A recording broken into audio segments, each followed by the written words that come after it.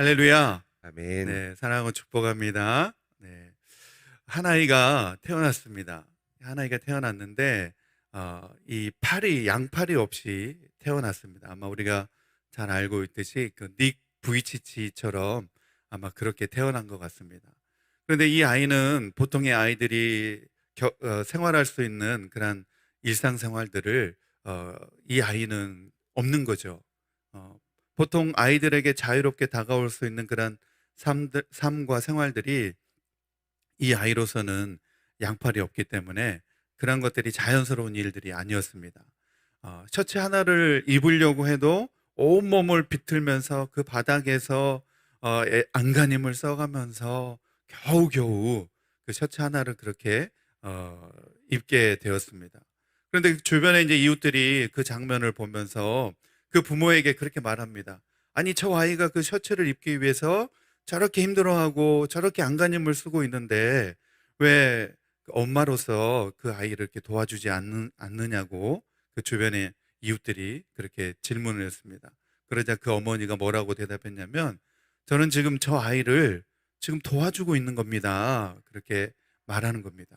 그 아이가 자기 스스로 비록 양팔이 없지만 정말 그 아이를 매번 저렇게 도와줄 수 없다는 것을 그 부모님은 알고 있기 때문에 그 아이가 자기 스스로 옷을 입을 때도 또 다른 일을 할 때도 자기 힘으로 해봐야 한다는 사실을 알고서 그것이 그 아이를 위한 거라고, 그 아이를 도와주는 것이라고 그 부모는 그렇게 말을 했습니다. 마찬가지로 고난이, 때로는 고통이 우리 인생에 있습니다. 그렇지만 그 고통이 우리 인생의 이야기의 끝이 아니라고 하는 사실을 우리가 알아야 된다고 하는 사실입니다. 하나님은 우리가 예수님을 닮아가도록 하기 위해서 때로는 우리 인생 가운데 고난을 허락하기도 합니다. 고통을 주시기도 합니다. 그 고통으로 인하여서 왜 우리 하나님께서 우리를 도와주시지 않느냐, 또 우리는 인생 가운데서 그렇게 생각할 수도 있을 것 같습니다. 우리가 이렇게 고통당하고 있는데 하나님께서 지금 바로 지금 당장 우리를 도와주셔야 되는 것 아닌가라고 하는 생각을 우리가 가질 수도 있을 것 같습니다.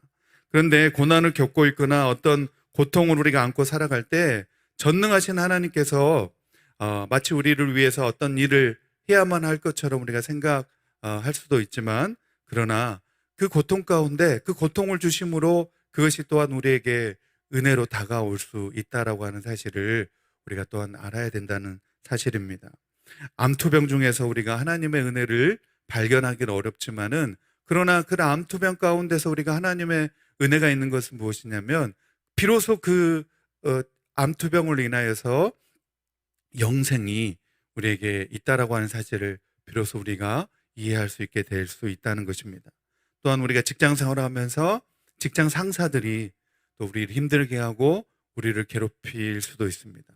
그 가운데서 우리가 하나님의 은혜를 발견하기는 어렵지만, 그러나 그 고통 가운데서 우리가 자제력이 무엇인지, 또 그리고 우리가 직장 생활 속에서 우리의 정체성에 대해서 우리가 깨달을 수 있고 또 하나님의 은혜를 되돌아볼 수 있다라고 하는 사실입니다. 그리고 우리가 요즘 들어서 또 코로나로 인하여서 직장을 잃어버리는 그런 실직의 아픔과 고통을 당할 수도 있습니다. 이러한 고통 속에서 우리가 하나님의 은혜를 또 생각하기가 쉽지 않지만, 그러나 이 일을 통하여서 정말 우리의 삶이 하나님의 은혜 가운데 있구나, 또 하나님의 은혜에 잇대어서 있구나라고 하는 사실을 비로소 우리가 깨닫게 된다는 것입니다. 하나님이 아니고서는 우리의 삶을 지속해 갈 수가 없구나, 이렇게 우리가 하나님께 의존해 있구나라고 하는 그런 사실을 우리가 이런 고통을 통하여서 새삼스럽게 또한 깨달을 수 있게 된다라고 하는 사실입니다. 우리의 마음 가운데 정말 우리의 마음이 깨질 것 같은 그러한 고통이 찾아올 때가 있습니다. 그 속에서 우리가 하나님의 은혜를 발견하기는 어렵지만, 그러나 그 속에서 정말 우리가 그동안 의지하고 또 그 생각했던 우상이 무엇인지를 비로소 깨달을 수 있게 해주신다는 것입니다. 그래서 그 속에서 또 그 고통을 통하여서, 고난을 통하여서 하나님께 소망을 두는 방법이 무엇인지를 또한 우리가 배울 수 있고 깨달을 수 있도록 해주신다고 하는 사실입니다. 우리를 향한 하나님의 은혜는 우리가 그 고통을 통하여서도 하나님께서는 역사하신다고 하는 사실입니다. 그래서 우리의 삶 속에서 그 고통을 통하여서 하나님의 그 선하신 목적이 무엇인지를 우리가 비로소 깨달을 수 있도록 해주신다고 하는 사실입니다. 그래서 고통이 우리 인생의 이야기의 끝이 아니다라고 하는 사실을 우리가 기억해야겠습니다. 이런 관점으로 오늘 우리가 사무엘상 5장에 있는 말씀을 다시 한번 우리가 살펴보기 원합니다. 사무엘상 5장 1절에서 10절에 있는 말씀인데 한 절씩 저와 여러분이 교독해서 읽겠습니다. 1절 말씀입니다. 블레셋 사람들이 하나님의 궤를 빼앗아 가지고 에베네셀부터 아스돗에 이르느니라. 블레셋 사람들이 하나님의 궤를 가지고 다곤의 신전에 들어가서 다곤 곁에 두었더니 아스돗 사람들이 이튿날 일찍이 일어나 본즉 다곤이 여호와의 궤 앞에서 엎드려져 그 얼굴이 땅에 닿았는지라. 그들이 다곤을 일으켜 다시 그 자리에 세웠더니 그 이튿날 아침에 그들이 일찍이 일어나 본즉 다곤이 여호와의 궤 앞에서 또다시 엎드려져 얼굴이 땅에 닿았고 그 머리와 두 손목이 끊어져 문지방에 있고 다곤의 몸뚱이만 남았더라. 그러므로 다곤의 제사장들이나 다곤의 신전에 들어가는 자는 오늘까지 아스돗에 있는 다곤의 문지방을 밟지 아니하더라. 여호와의 손이 아스돗 사람에게 엄중히 더하사 독한 종기의 재앙으로 아스돗과 그 지역을 쳐서 망하게 하니 아스돗 사람들이 이를 보고 이르되 이스라엘 신의 궤를 우리와 함께 있지 못하게 할지라. 그의 손이 우리와 우리 신 다곤을 친다 하고 이에 사람을 보내어 블레셋 사람들의 모든 방백을 모으고 이르되 우리가 이스라엘의 신의 궤를 어찌하랴 하니 그들이 대답하되 이스라엘의 신이 궤를 가드로 옮겨가라 하므로 이스라엘 신의 궤를 옮겨갔더니 그것을 옮겨간 후에 여호와의 손이 심히 큰 환난을 그 성읍에 더하사 성읍 사람들의 작은 자와 큰 자를 다 쳐서 독한 종기가 나게 하신지라. 이에 그들이 하나님의 궤를 에그론으로 보내니라. 하나님의 궤가 에그론에 이른즉 에그론 사람이 부르짖어 이르되 그들이 이스라엘의 신의 궤를 우리에게로 가져가다가 우리와 우리의 백성을 죽이려 한다 하고 아멘. 아멘.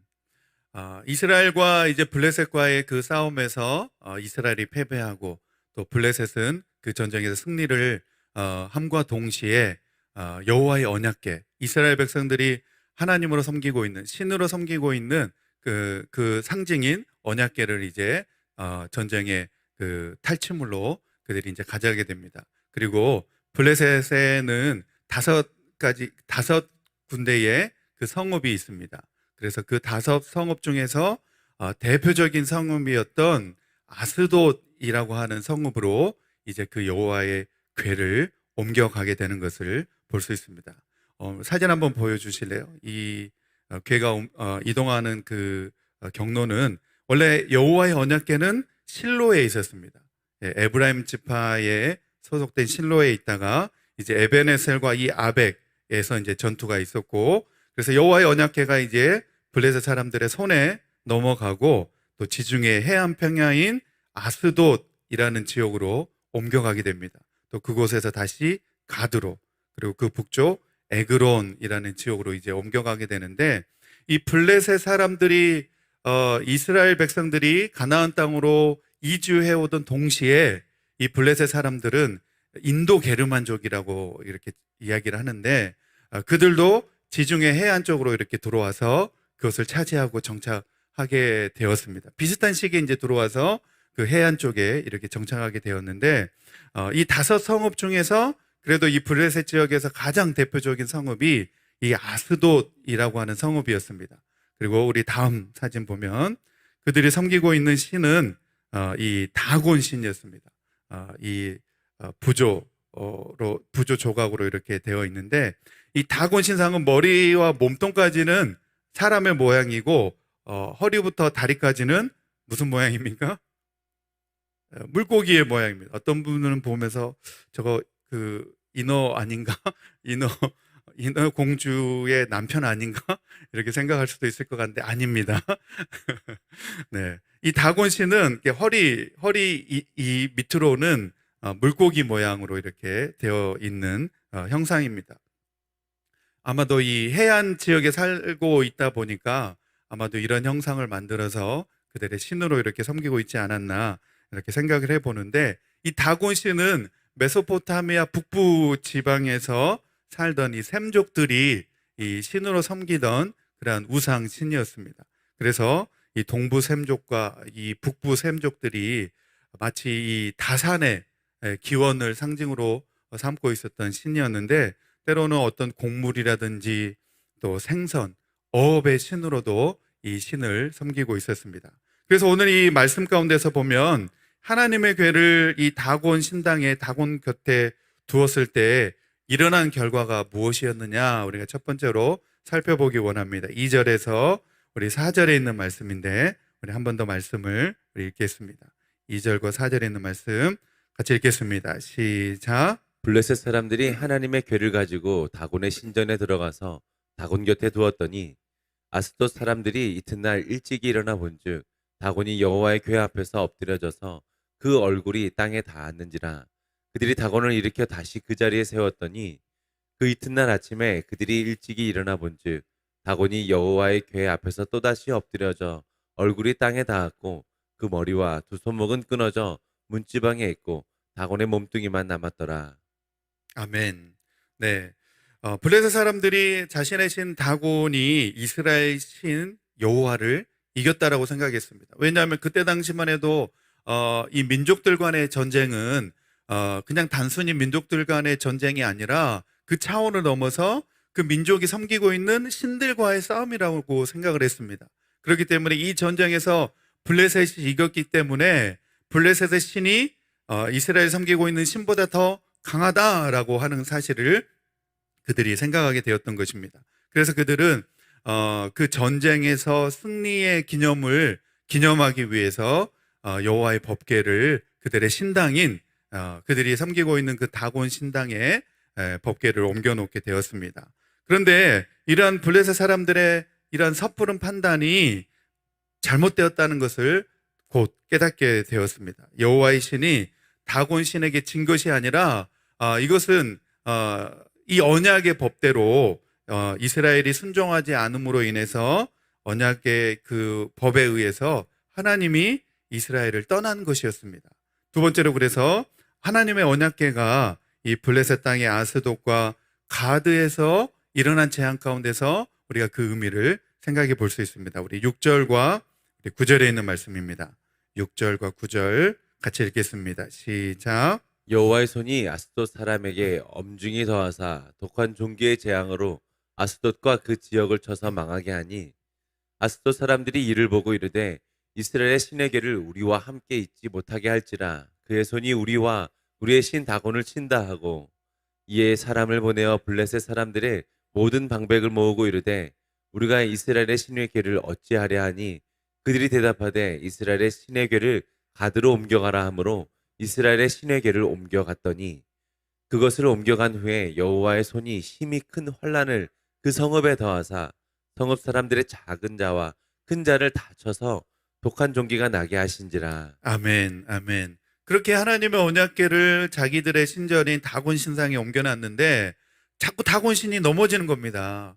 또 세워놓으면 넘어지고, 그리고 여호와의 손이 엄중하여서 이 아스돗 사람들에게 독한 종기로 그들을 치셨다, 그렇게 말씀하고 있습니다. 그래서 이제 그들이 생각할 때 도저히 안 되겠다, 이 여호와의 언약궤를 다른 도시로 가져가야 되겠다. 그래가지고 이제 옮겨간 도시가 그 옆에 있는 가드라는 도시로 옮겨가게 됩니다.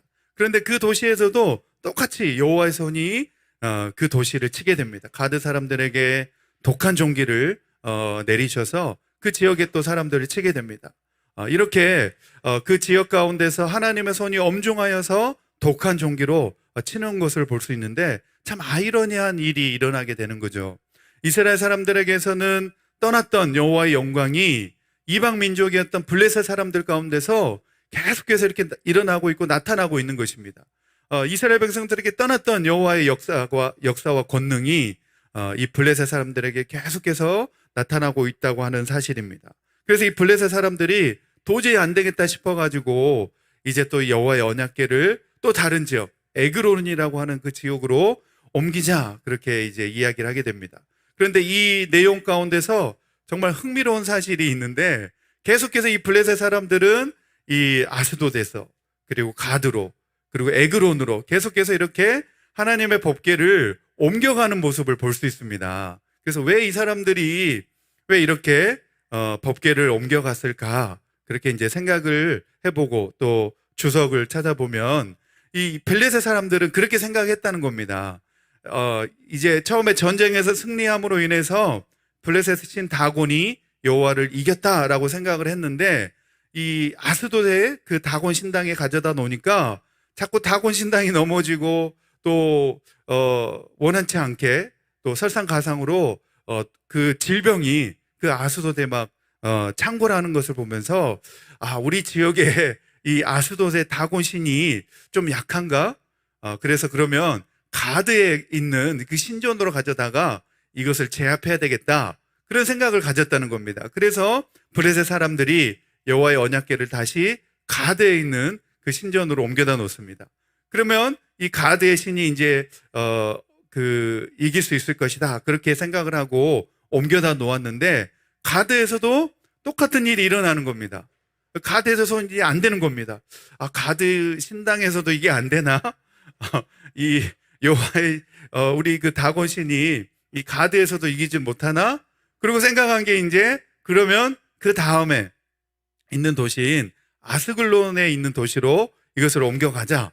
이제 그렇게 결정을 하고 옮기려고 하니까 그 소식을 들었던 아스글론의 사람들이 두 손 바짝 들고 이게 반대한다는 겁니다. 절대 오지 못하도록 한다는 겁니다. 절대 와서는 안 된다.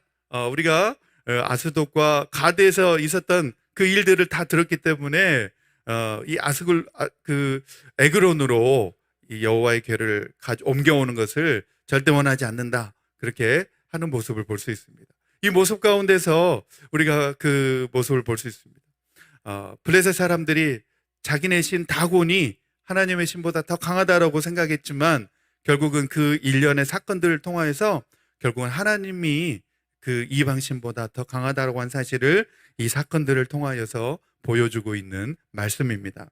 이 아스돗이라고 하는 도시는 이 팔레스틴 북쪽 그 지중해 해안가에 있는 도시였는데 이 여호수아 시대에서 보면 아낙 자손이 이 지역에 살았다라고 그렇게 말씀하고 있습니다. 여호수아 11장 21절에서 22절에 보면 여호수아가 가나안 정복 당시에 아낙 자손을 물리치고 결국 이 아낙 자손들이 여호수아를 도저히 당할 수 없어서 결국은 이 아스돗으로 밀려나서 그 지역에 이제 소수의 아낙 자손들이 그곳에 이렇게 정착해서 살게 되는 모습을 볼 수 있습니다.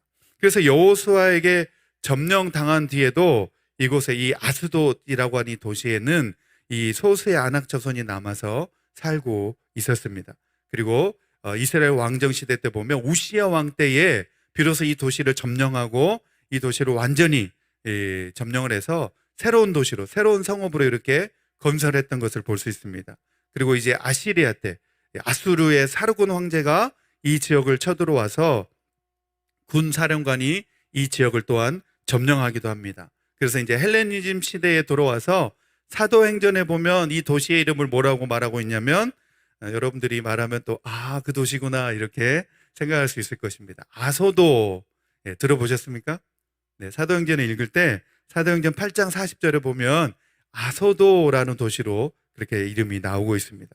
그리고 BC 147년에 이제 이 로마가 세력을 확장해 오면서 초대 총통이었던 이 폼페이우스에 의해서 이 도시가 이제 자유도시로 이제 건설되어지게 됩니다. 그리고 BC 30년에는 이 헤롯 대왕이 이곳을 통치하다가 자신의 누이였던 살로메에게 이 도시를 이렇게 주게 되는 것을 볼 수 있습니다. 그리고 이 로마 시대에 이 아소도는 굉장히 문화의 중심지로 이렇게 발전되어지는 것을 볼 수 있습니다. 이 아스도 사람들은 자신에게 내린 이 재앙이 바로 하나님의 권능에 의해서 내린 재앙이다. 그들이 그렇게 바라보게 되었습니다. 그들은 이 아소돗의 언약궤를 가드로 옮기면 가드에 있는 신이 이 여호와의 언약궤를 제압할 줄 알았습니다. 그런데 가드에 있는 신도 그 여호와의 언약궤를 제압하지 못했습니다. 그리고 에글론으로 옮겨가면 그 여호와의 신을 제압할 줄도 알았는데 에글론 역시도 그 여호와의 언약궤에 능력을 제압할 수가 없었습니다. 오늘 이처럼 하나님이 내리신 재앙은 마치 출애굽기에 그 이집트에 내렸던 재앙과 같은 재앙이라고 그렇게 말씀하고 있습니다. 여호와의 손이 엄중하게 그 백성들 가운데 내리쳤다라고 말씀하고 있습니다. 여기에서 여호와의 손이라고 번역된 이 히브리어 단어가 이 카바드라고 하는 단어입니다.